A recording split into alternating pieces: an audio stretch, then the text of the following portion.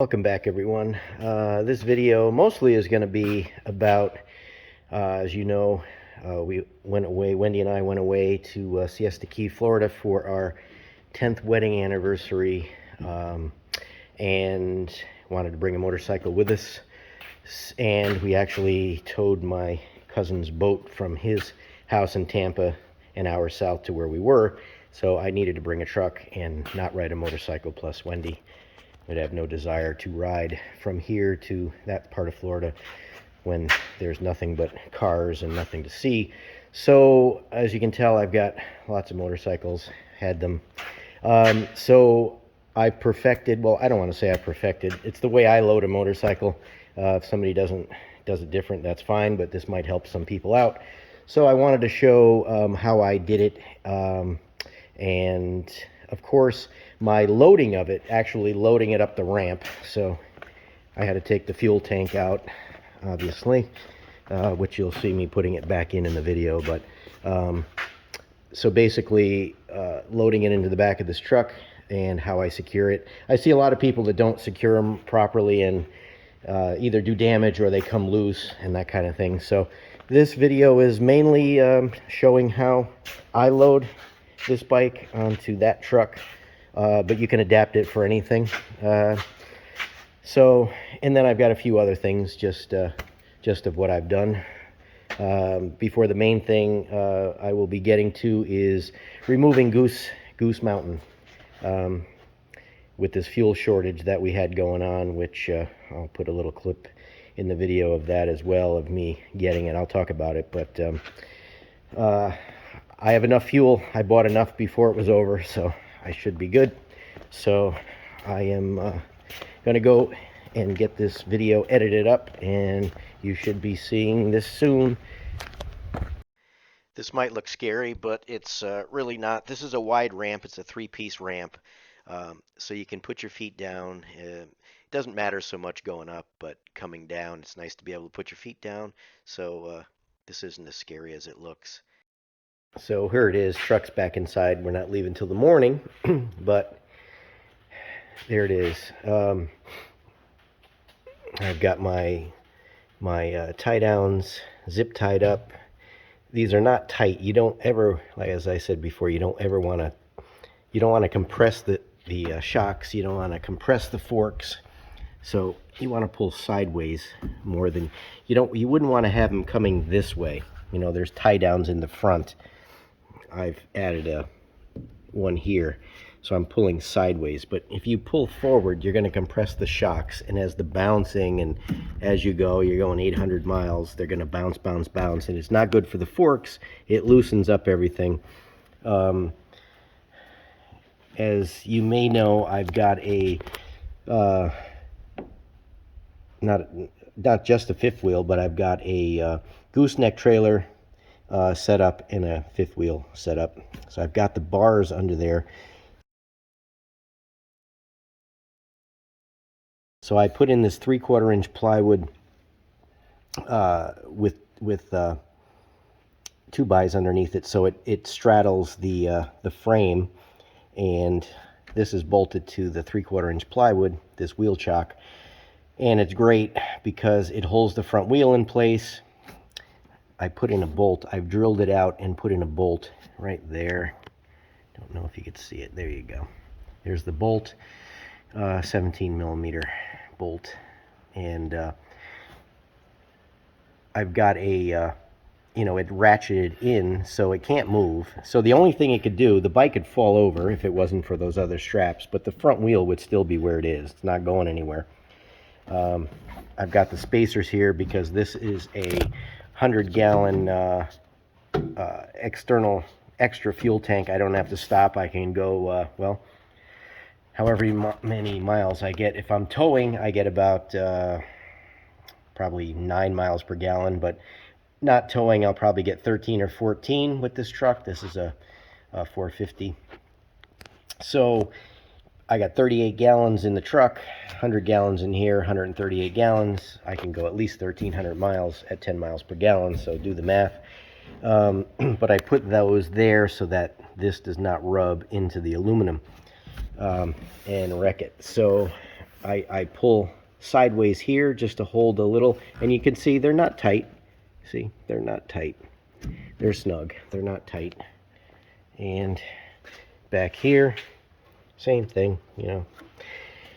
And I do this as well because one of the things you'll see when people's bikes fall over on their trailer and or, you know, in the back of their truck is as you bounce, this tire, the rear tire, can bounce from side to side as it bounces. It goes up and it compresses these shocks.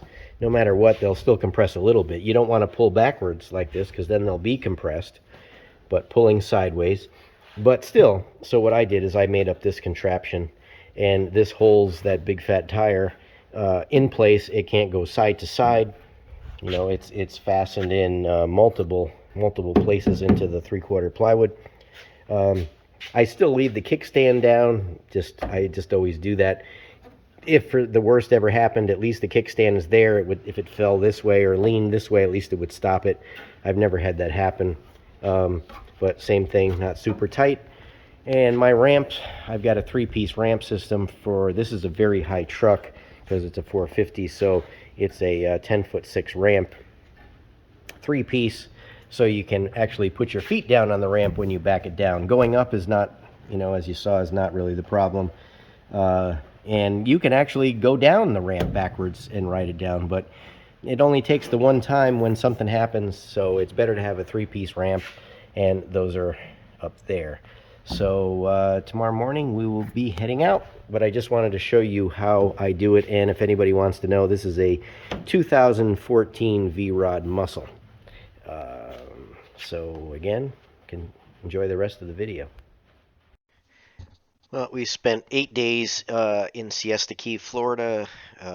We rented a condo on the 3rd floor, about 100 feet away from the beach. It was a beautiful spot, and we had a free boat slip on the other side. And I said my cousin Matt and his wife Sandy stayed with us for part of the week, and I towed his boat down, and we were able to use that, which was great.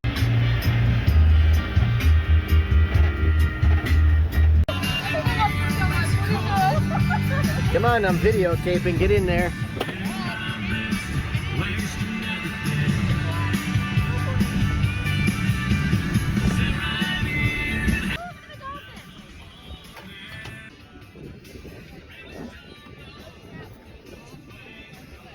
Because the water down there is just beautiful. And there's one thing that I saw that I never thought I'd ever see is Amish people on the beach. That's what this picture is here. I never saw that before, and probably never ever will again. And we also met up with a couple of our friends who had moved to Florida, so we spent the day with them, and we had a nice time seeing them again. And since we were on the West Coast, we got terrific sunsets every night. Try to capture some of them. I had to get them through the screen from our room anyway.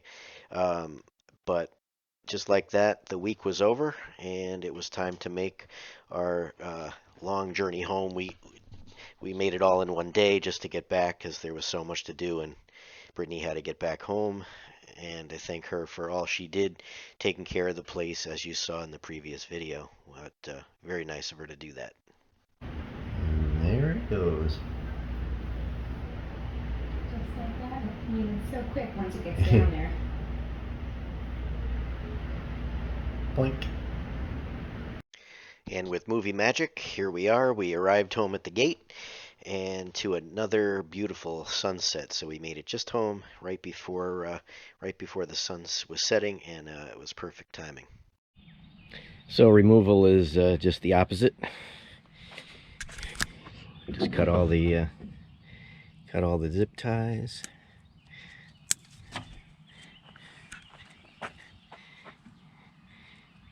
Easier said than done with one hand, so I won't do them all on camera. Unstrap the ramp, take out these screws. Doesn't even budge this way. Perfect. So we'll just unscrew all these, and I leave the screws just sticking out part way so that they're in for the next time. You don't have to look for them, and you can put them right back in the same place. I carry a bar And if I need to, if the wheel's not exactly in the middle, you can kind of see it right there, remnants of it. So I just move it over, had to move it over about a ½ an inch just to make sure these all line up. So let me get the rest of those. I'll get the ramp down and I'll take another clip of it as I take it off.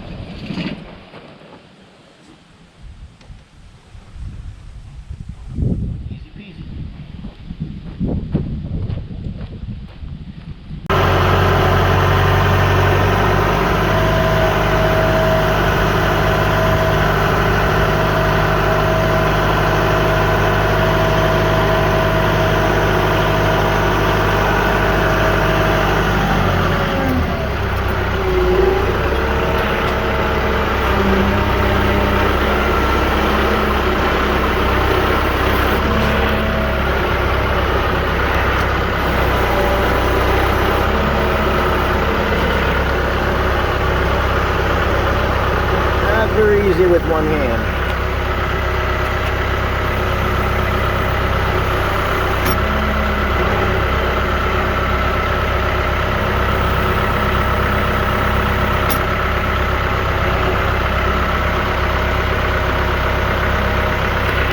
Let's get out and take a peek.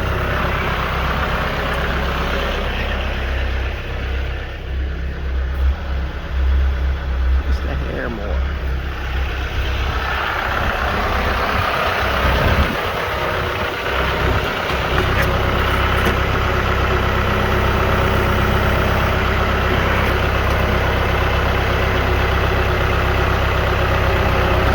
There. Perfect.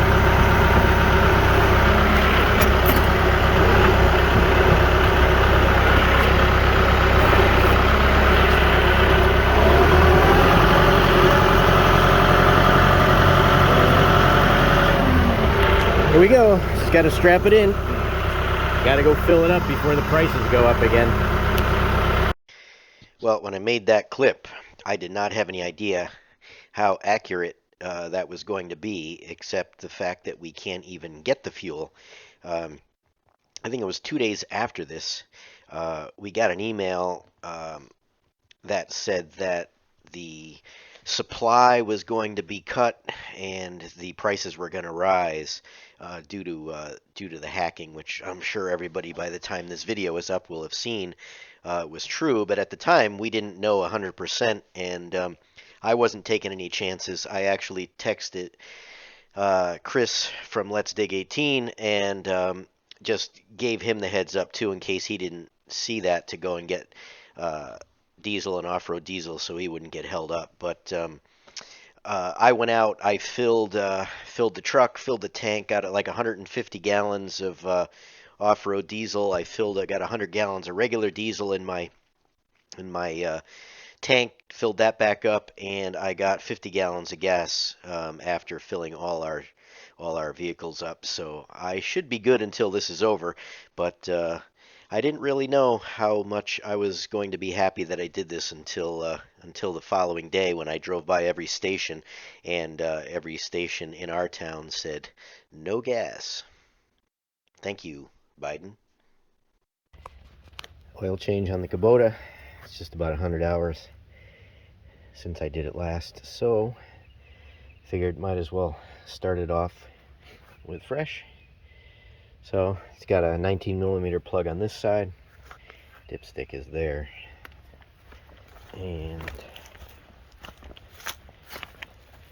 oil filter. It's got a second drain plug right there, another 19mm for the other half, and I've already changed it, but there's the old one, and it takes just about 8 quarts, 7.5 between 7.5 and 8, somewhere in that range. So after this one, on to the excavator. And time for a little bit more tree watering, though Brittany did a much better job, so I'm not going to videotape myself doing it. I'm just showing you that I have to continue. Unless I could find some other way to get her back here again, I'll think of something. And I moved on to the Toyota. This one needed to be done as well. And again, I didn't make a video of how to do it. I'm sure there's 97,000 of them on YouTube, but just showing that I did this. And I also did the 450, which I should have done that one, because I don't think there's too many on there of how to do it when you have that bumper. And everybody might say, well, that bumper makes it easier because you could stand on it. Well, it does, but you got to climb over it, and there's not a lot of room between the radiators, I should say. So that one needed to be done as well, because on that Florida trip, I put on, almost 3,000 miles total between driving down there and driving around. So I usually like to do them at 3,000 miles. So this ended up being like 4,500 or something like that, but mostly highway. And I've never had a motor fail from oil-related type things. I had a motor fail when I let one of my workers take it home and use it for 4 or 5 months, and he never checked the oil, and it clearly, he came to me one day and said, oh, is that Chevy supposed to sound like your Ford, the diesel? Nope. So, lesson learned, don't loan your equipment out to people that don't ever take care of stuff. So, another word of wisdom for today.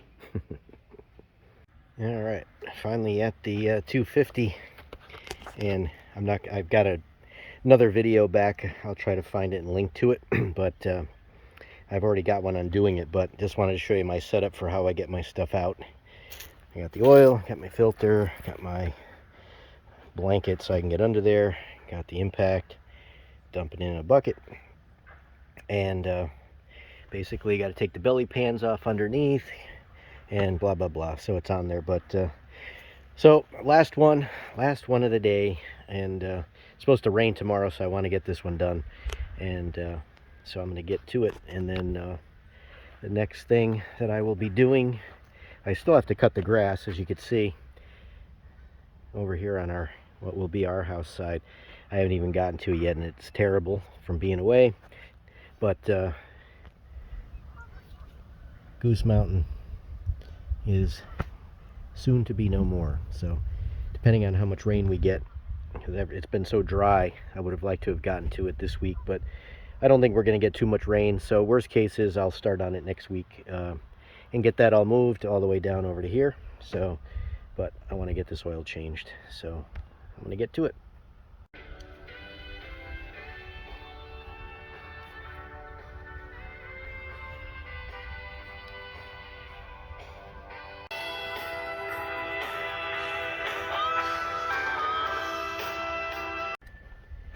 Cart's ready to go back. Looks much nicer. This is coconut mulch, and I think Tiger approves. What do you think, Tiger? You like it? Of course you do. And there we go. We got the chimes in the background. Well, there we have it, end of the day. How many vehicles did I do? 4? A lot of dead soldiers there. A lot of gallons. The 250 takes almost 5 gallons. And tractor takes 16 quarts, and the 450 takes 15 quarts, and the Tacoma takes 6 quarts. So my supply is dwindled. I gotta go get some more. But good day. Next thing will be what I talked about earlier about removing Goose Mountain, and I got to cut the grass probably for the rest of the week because I haven't done anything here. So again, thanks for watching, and I'll catch you on the next one. And one last thing, I don't want to disappoint Brittany, as she pointed out in her video that she made when I was away, that I always say goodbye, and at the end I always put something else.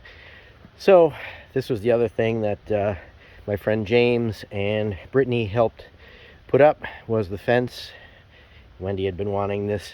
She hasn't planted anything yet, but put this up to keep the deer out, and I'm going to till that up, and she's going to plant in the ground there and a raised bed here. And I bought enough metal, you can kind of see it there on the ground piled up. I bought enough metal to make 2 beds, but especially with the price of lumber this year, and she wasn't going to need it this year, so what I'm going to do is I'm going to put it right here, so it'll be like a T with enough room to walk in between. So I will do that again, but this is added on to the back of the greenhouse, and this will help keep, because last year the deer, between the deer and the raccoon, I think they ate all her corn and everything else she had planted. So I may have to even electrify a little bit out here just to keep the raccoons from climbing over, but we'll see what happens. But at least it's up, and that is a wrap for this video. Again, thanks for watching, and I'll catch you in the next one.